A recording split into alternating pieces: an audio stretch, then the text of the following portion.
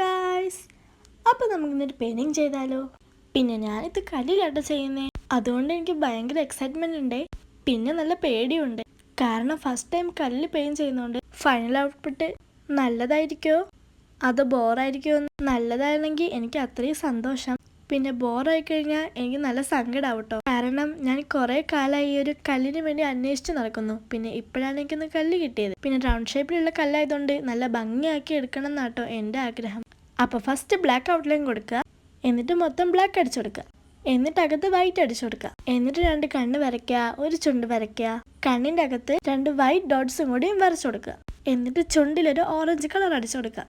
ഞാൻ ഓറഞ്ച് അടിച്ചപ്പോൾ മൊത്തത്തിൽ അങ്ങ് ഓറഞ്ച് അടിച്ചു കൊടുത്തേ. അപ്പോൾ ഫസ്റ്റ് ബ്ലാക്ക് ഔട്ട്ലൈൻ കൊടുത്തതൊക്കെ പോയിട്ടുണ്ട്, ബട്ട് അത് സാരല്ല, നമുക്ക് അതിനൊക്കെ ഒന്ന് ശരിയാക്കി എടുക്കാം.